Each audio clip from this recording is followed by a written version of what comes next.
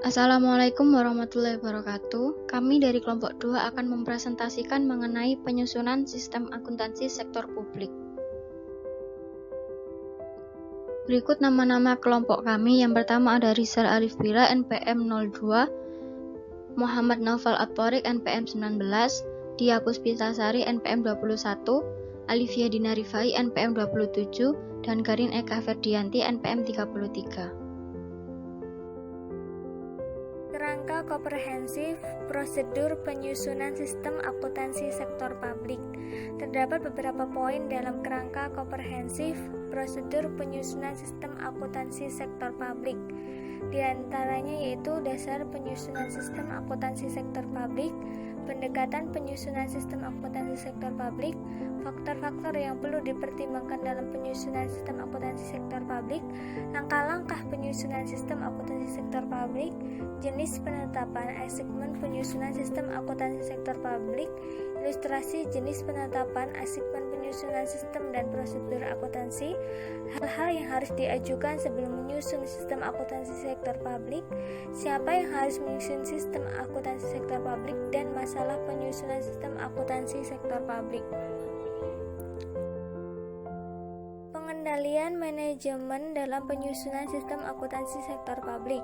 Untuk membantu pihak pimpinan atau kepala organisasi, biasanya digunakan laporan untuk memberikan informasi mengenai 1. Perbandingan yang terus-menerus antara pendapatan dan biaya, baik berdasarkan anggaran maupun berdasarkan jumlah aktualnya. 2. Jumlah penerimaan dan pengeluaran uang kas untuk periode operasi saat ini.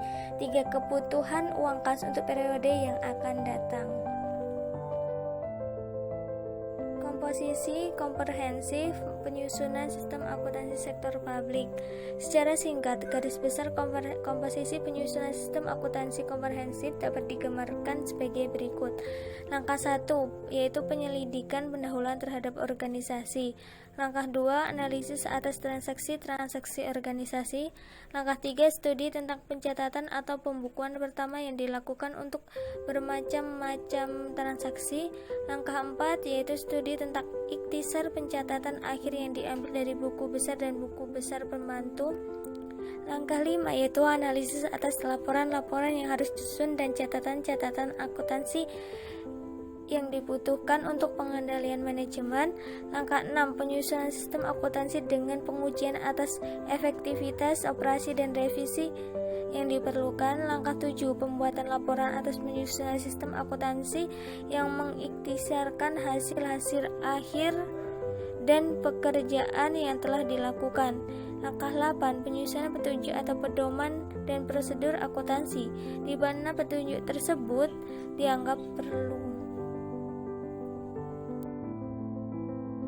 Organisasi, klasifikasi, dan kapitalisasi keuangan. Terdapat 5 poin dalam organisasi, klasifikasi, dan kapitalisasi keuangan. Nah, secara garis besarnya dari kelima poin tersebut ada nama dan alamat organisasi, macam organisasi, asosiasi dan kelompok organisasi, nama pemimpin, dan kapitalisasi. Bagian-bagian dari organisasi pemerintah dan kepegawaian. Pertanyaan mengenai keberadaan suatu departemen dalam sebuah organisasi sama pentingnya dengan pertanyaan kepada siapa kepala departemen bertanggung jawab. Kepastian yang berhubungan dengan kondisi ini dapat ditentukan dengan menerjemahkan bagan organisasi. Jenis pengorganisasian. Di sisi lain harus diselidiki apakah organisasi tersebut menggunakan organisasi garis seperti pada organisasi militer atau garis dan staf. Bagian-bagian dalam organisasi pemerintah dan konsultasi dengan pimpinan dan kepala bagian. Bagian yang ada dalam suatu organisasi pemerintah berbeda dengan satu sama lain, tergantung pada jenis organisasinya. Setelah organisasi dan komposisi kepegawaian dari setiap unit dan bagian disusun, maka sebaliknya akuntan mengadakan pembicaraan dengan para pejabat untuk menggali keinginan mereka seperti khusus pengendalian internal, alat perlengkapan mekanisme, dan lain-lain.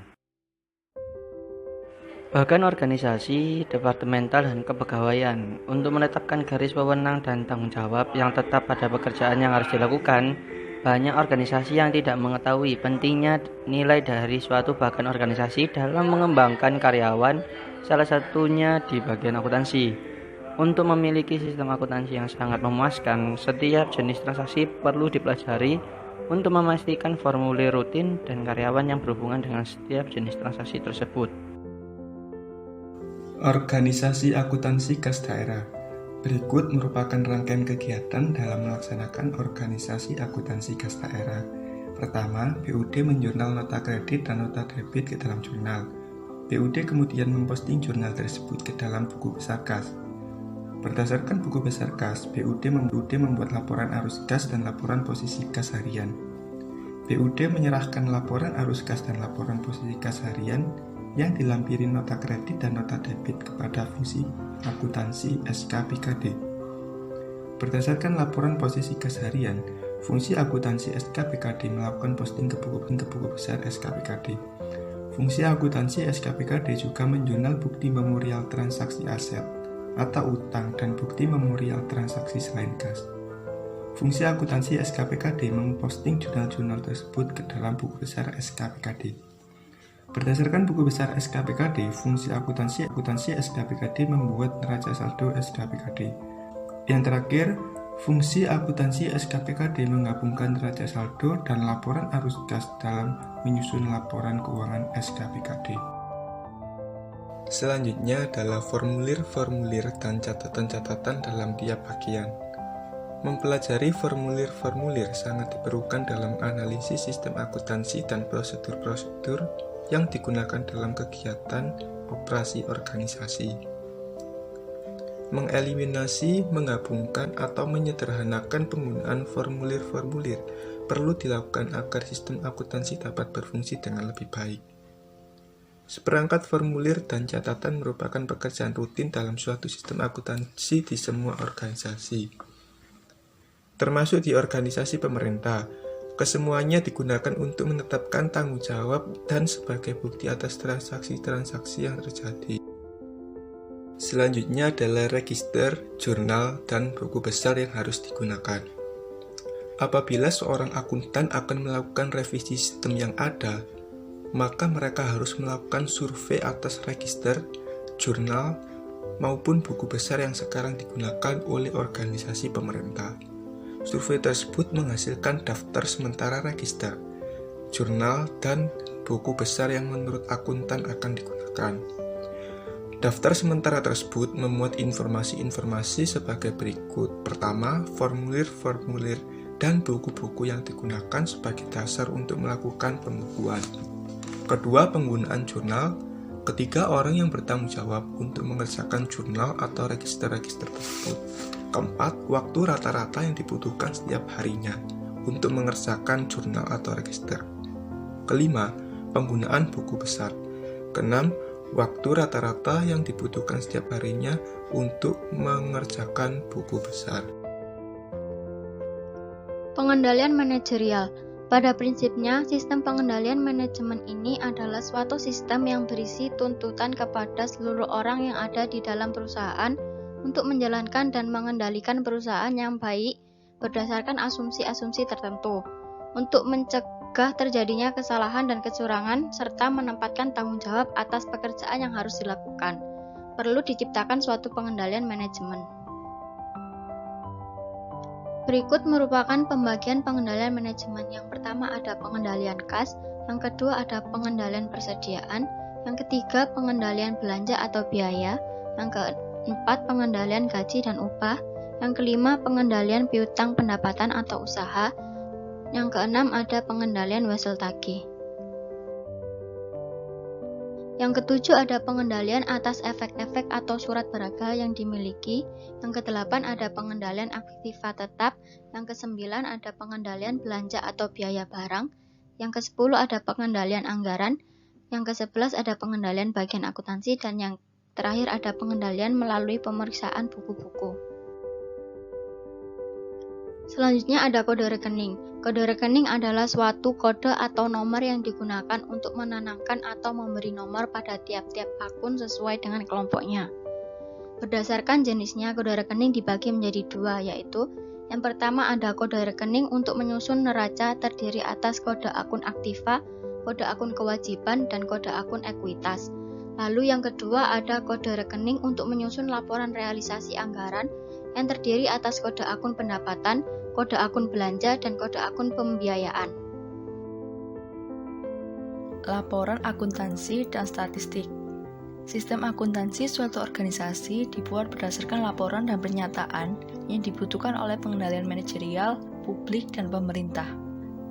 Masalah yang dihadapi oleh akuntan atau ahli sistem dalam menyusun sistem akuntansi adalah menentukan bentuk laporan seperti apa yang akan disajikan dan seberapa sering pelaporan perlu disajikan agar dapat bermanfaat untuk kegiatan operasi atau bisnis suatu organisasi. Kertas kerja penyusunan sistem harus memuat pernyataan dan laporan statistik yang perlu disajikan. Laporan akuntansi dan statistik terdiri dari neraca, laporan surplus atau defisit, jadwal pendukung, laporan departemen dan perbandingannya, serta frekuensi penyajian laporan.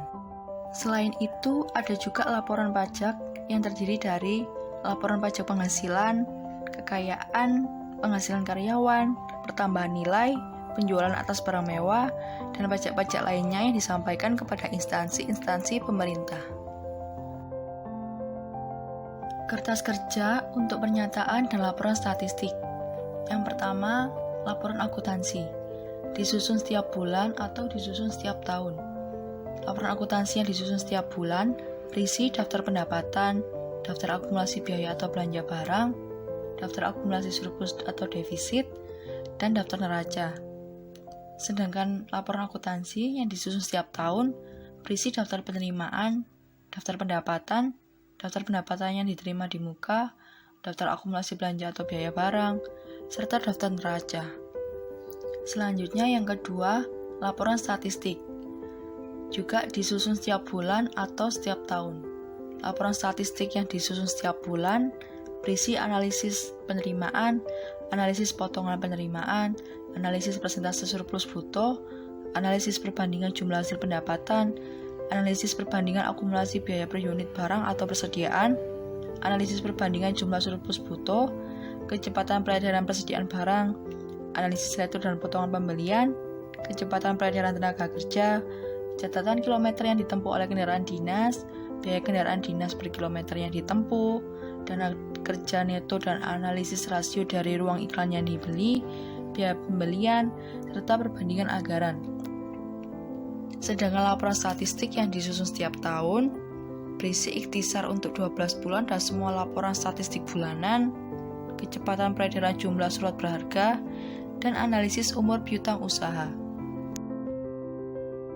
Kertas kerja yang saya sebutkan tadi hanya digunakan sebagai pedoman dan daftar pengecekan untuk memastikan bahwa semua informasi yang dibutuhkan telah dikumpulkan. Kertas kerja penyusunan sistem akuntansi yang lengkap terdiri atas pengorganisasian, klasifikasi dan permodalan, organisasi departemen dan susunan karyawan, buku-buku dan transaksi di tiap bagian, pengendalian manajemen, register, jurnal dan buku besar yang harus digunakan, kemudian bahkan perkiraan dan nomor-nomor kode, penggunaan mesin, dan yang terakhir, laporan-laporan akuntansi dan statistik. Sekian paparan materi dari kelompok kami. Terima kasih atas perhatiannya. Wassalamualaikum warahmatullahi wabarakatuh.